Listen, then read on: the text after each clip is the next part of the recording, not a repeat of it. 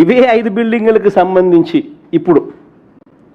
ఇప్పుడు ఇచ్చిన ఈ 5 బిల్డింగులకు సంబంధించి ఇది బాగా ఇంట్రెస్టింగ్గా ఉంటుంది. ఇప్పుడు మీరు కొద్దిగా అటెన్షన్ పెట్టి వినండి. ఇవే 5 బిల్డింగులకు సంబంధించి కేవలం స్ట్రక్చర్ కోసమే, బిల్డింగ్ పూర్తి కాదు, కేవలం స్ట్రక్చర్ కోసమే ఇవే 5 బిల్డింగులకు ఇప్పటికీ 4,354 కోట్ల రూపాయలకు ఫైనలైజ్ చేసినారు. మళ్ళీ ఇదే బిల్డింగుల కొరకే ఇదే కాంపౌండ్లోనే వీటికి డ్రైనేజు నీళ్లు ఇతర ఇన్ఫ్రా కోసం అని చెప్పి మరో 1,053 కోట్లకు ఫైనలైజ్ చేశారు.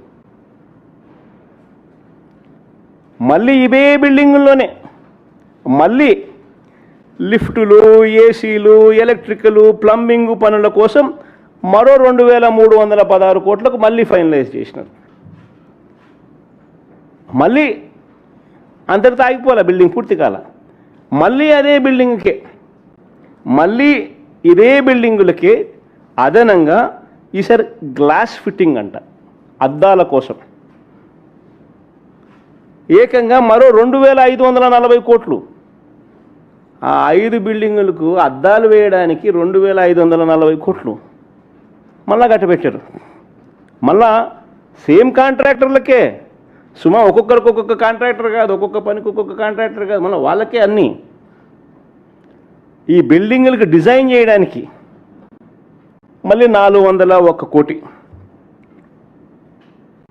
ఈ బిల్డింగులకు డిజైన్స్ ఇవ్వడానికి మళ్ళీ 401 కోటి. వెరసి ఈ 5 బిల్డింగులకు అయ్యే ఖర్చు ఏకంగా 10,665 కోట్లు.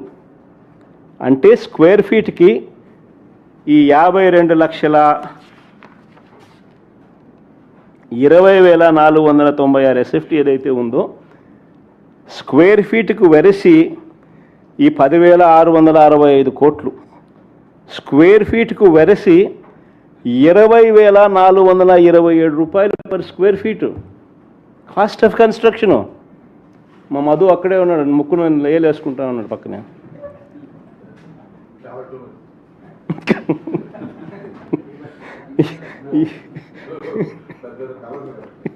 20,427 రూపాయలు per SFT cost of construction. మళ్ళీ వీటిలో ఇంటీరియర్లు లేవు, ఇంటీరియర్స్ వేరే. మళ్ళా వాటిలో ఇంటీరియర్సు, వాటి ఫర్నిచరు ఇవన్నీ వచ్చి పూర్తయ్యేసరికి బహుశా 30,000 రూపాయలు 40,000 రూపాయలు పర్ SFTకి తెగుతుంది.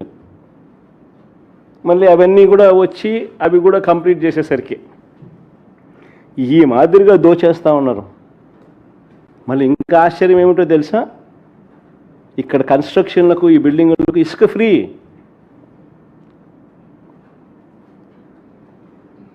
మళ్ళీ ఇసుక ఫ్రీ.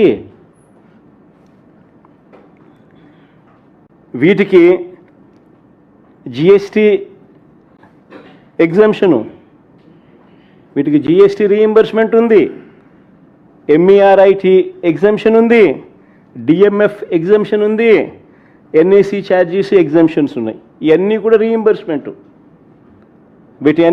అన్నింటి కూడా రీయింబర్స్మెంట్లో ఉన్నాయి ఇవన్నీ కూడా. సో చూడండి ఒకసారి మీరే ఆ జీవోలు, వాళ్ళు ఇచ్చిన నెంబర్సు అన్నీ చూపించమో ఒకసారి. ఫస్ట్ చూపించు, ఆ నుంచి చూడండి.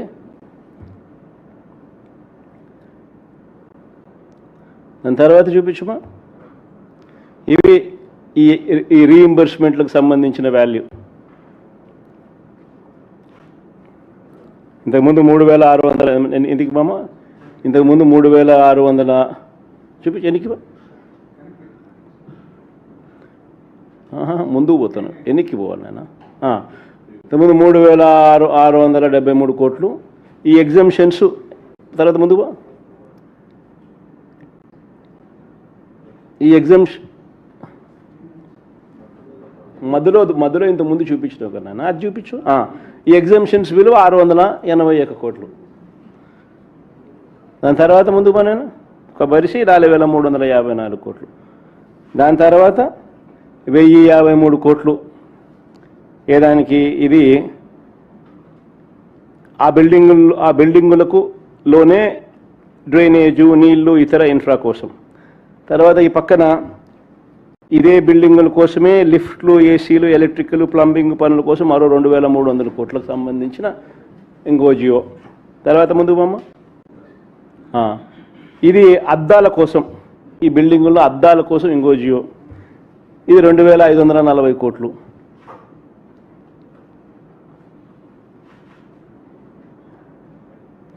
ఈ మాదిరిగా లూటీ జరుగుతూ ఉంది. నిజంగా బెంగళూరు, హైదరాబాదు, చెన్నై లాంటి మహానగరాల్లో కూడా 5 స్టార్ సదుపాయాలతో కలిపి, టాకింగ్ అబౌట్ 5 స్టార్ అకామిడేషన్, అంటే 5 స్టార్ లాబీసు, ఆ మాదిరిగా ఉండే high end residential flats 4,500 cost of construction 4,500 దాటదు. అంతేనా? తెలంగాణలో కూడా ఇటీవల కేసీఆర్ గారు సచివాలయాన్ని తెలంగాణలో కట్టారు. 28 ఎకరాల్లో నిర్మించారు ఆయన. దాదాపు 10 లక్షల చదరపు అడుగులు, 615 కోట్లు.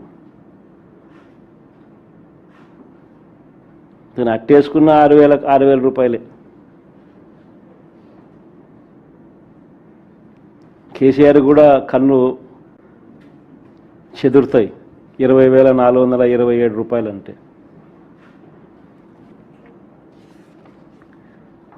కానీ మన సెక్రటేరియట్ బిల్డింగ్ మాత్రం 10,665 కోట్లు.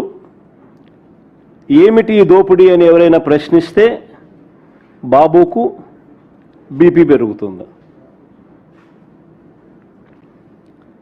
ఈ బిల్డింగులు కాక మళ్ళీ కొత్త అసెంబ్లీ అంటున్నాడు, మళ్ళీ కొత్త హైకోర్టు అంటున్నాడు. కొత్త అసెంబ్లీ కోసం 11,21,975 ఎస్ఎఫ్టీ అంట, మళ్ళీ కొత్త అసెంబ్లీ అంట. ఈ కొత్త అసెంబ్లీ కోసం ఇప్పటిదాకా వీళ్ళు తేల్చిన ఖర్చు 1,947 కోట్లు. ఎందుకంటే దానికి సంబంధించి 3 జీవోలు ఇచ్చినారు చూడండి.